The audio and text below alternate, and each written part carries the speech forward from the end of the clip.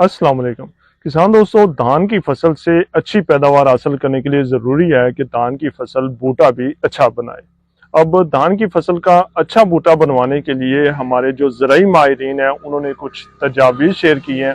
अगर उन पे अमल कर लिया जाए तो धान की फसल बूटा अच्छा बनाती है और पैदावार में भी खातर खा इजाफा होता है।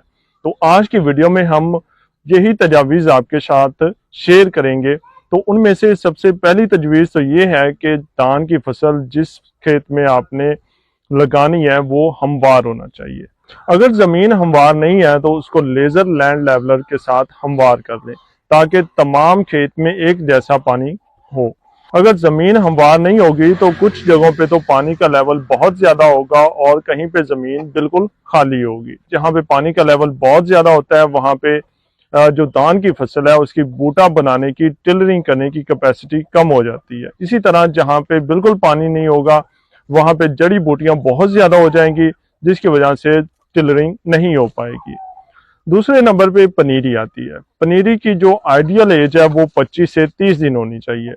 25 से 30 दिन की जो पनीरी है वो उसकी टिलरिंग करने की, बूटा बनाने की कैपेसिटी मैक्सिमम होती है। 30 दिन के बाद जितनी पनीरी लेट होती जाएगी उसकी बूटा बनाने की कैपेसिटी उतनी ही कम होती जाएगी।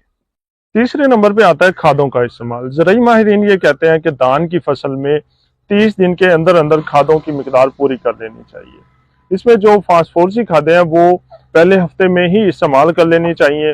पोटाश का 3/4 हिस्सा भी पहले हफ्ते में दे देना चाहिए। और इसी तरह जो यूरिया खाद है उसकी पहली डोज 10 दिन के बाद, दूसरी डोज 15 से 20 दिन के बाद और तीसरी डोज 25 से 30 दिन के बाद दे लेनी चाहिए।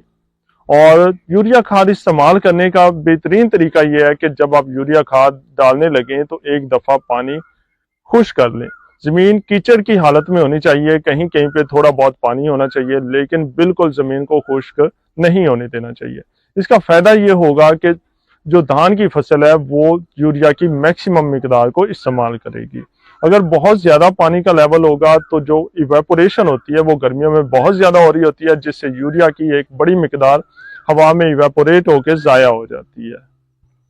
इसी तरह जो पोटाश की दूसरी डोज, आखिरी डोज है वो आपने गोब की हालत में देनी है। और जिंक का इस्तेमाल फास्फोरसी खादें इस्तेमाल करने के 15 दिन के बाद करना चाहिए।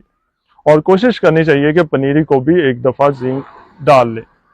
और इसके साथ ही फसल को कीड़ों के हमले से महफूज रखने के लिए दानेदार जहरों का इस्तेमाल भी बर वक्त करते रहना चाहिए। किसान दोस्तों, अगर इस बारे में आपको कोई तजर्बा है तो वो भी कमेंट्स